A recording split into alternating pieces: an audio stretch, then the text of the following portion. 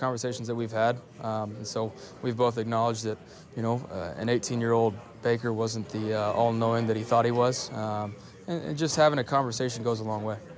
Baker, we haven't talked to you since you went on Twitter after the game Sunday and apologized. Mm-hmm. Did you feel the need to meet with anybody from that training staff? Yeah, I had the conversations I needed to within our building. Like I said when I addressed it afterwards, the effect that those words have in the bigger scheme, the bigger picture, were not my intentions. And so the people within our building, like I said, know where I'm coming from. They know my frustration. They know that, if I was happy-go-lucky about everything, then we'd have a real problem on our hands. But I talked to the people I needed to, and so I'm confident in that and us moving forward. All right. So Baker Mayfield under the gun. Just checking to see if Lindor's been traded yet. All right, let us know immediately. Lindor alert. It's just in for breaking news. Yep. All right, so Baker Mayfield says what he says about the staff. Yeah. And so he may wonder, what's the big deal? You just say it and it goes out there. Well, I'll tell you what the big deal is. Today in USA Today, they ranked all the teams. They ranked 1 through 32 teams, and they make a quick comment about it. So they get, I think the Browns are 18th or 19th. And it says, so Baker has told us the reason that they haven't been to the playoffs since 2002 is because of the medical staff. That's what you're asking for, and that's what you get, and that's totally unnecessary. He stepped in it, and he knew he stepped in it, and he was told, and he had to come back on Twitter and backtrack on it. When I initially heard that he had said that, I was on the post-game show on WTAM with Anthony Alford. I said, there's no way he said that. He did not say that, but he did. He did. And part of it to me is Baker trying to bend over backwards to please Odell-Beckham-Jr. Should he get credit for doing that? No, because this is the thing, and this is not I'm not trying to dump on Odell when I say this, but I guess I'm going to a degree. You cannot run your offense through wide receivers and expect to be consistently good in the NFL.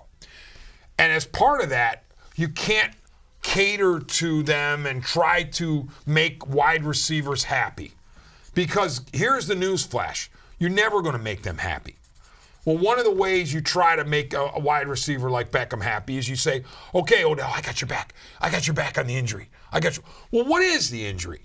We don't know. We're told it's a sports hernia, right? Well, we could have been told that 3 months ago. Okay, well, remember back in camp when it began? He doesn't remember how, but he injured his hip, right? Between the injured hip and what he has now, which is, again, from him, a sports hernia, no one else has said it. Right. Baker doesn't have a doctoral degree. Right. Baker has no business weighing in, but between those two, between the hip and now the groin, the sports hernia, was the game in Foxborough. Remember that game? Yeah. When Odell-Beckham Jr. before the game was kicking field goals? Yeah. Remember that? Well, allegedly, but it's been confirmed. Oh, no, it's been confirmed. Yeah.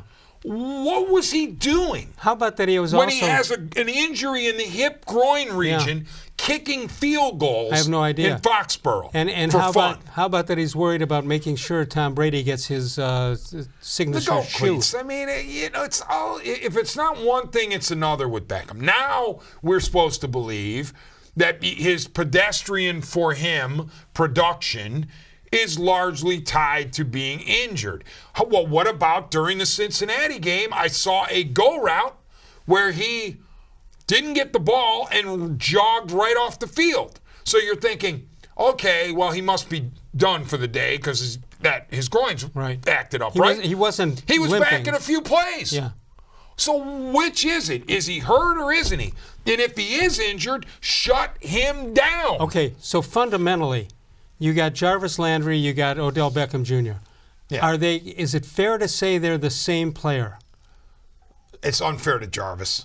I've lumped Jarvis in with Odell because they're buddies. But in an X's and O's point of view, pretty close. I mean, most people would say that Beckham is more dynamic than Landry, that he's capable of, the blowing the top off the defense more than Landry is. Or the phenomenal one-handed catch. At the end of the season, who's going to have more production this year? Jarvis-Landry.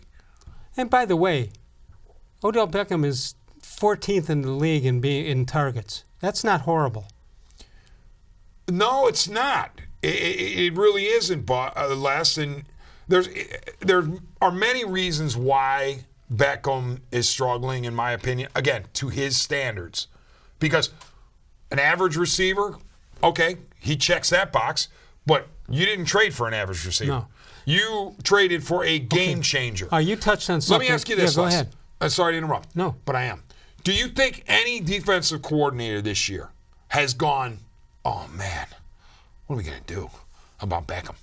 The only one I can think of is Wink Martindale in Baltimore. I think that in the first beginning, game in Baltimore. I think until they showed what they had, I think that they were concerned about it. But the question I have is with Beckham, he hasn't done anybody any favors. No, I mean, they say, the Browns players and coaches say that he's been a model citizen inside the walls. All right, we'll go for that. And, okay, fine. And on the field, he looks like he's giving his all, even if you deal with some of the arm flaps or the hands on the hips, standing by himself. He's a competitor, all that kind of stuff.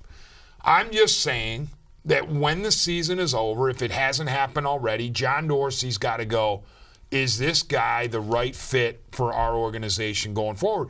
I don't think he is, because I think the Browns should build their offense. I was telling John in the pre-show meeting about they should build their offense around Chubb and Hunt. Okay, but here's the thing. problem with that is, according to Chris Rose, Hunt might not be here next year. Might not be.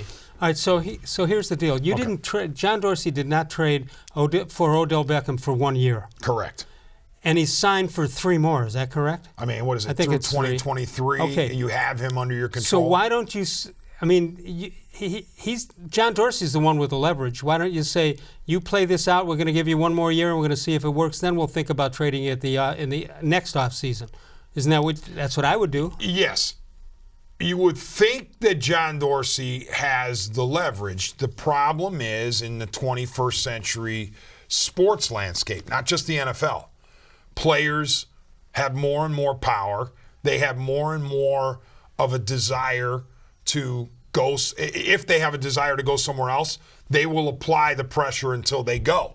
It's hard to keep a disgruntled player around in the 21st century pro sports anymore. But Dorsey's working for the Haslams. He's working for the ownership, and if you think he can still help you next year, I think you force him into it. Right, but the question is, if you do build your offense around your running back or running backs, you're in the and same you soup. turn it into a power running game with a complementary quarterback, is Beckham going to be willing to go along with that? Northeast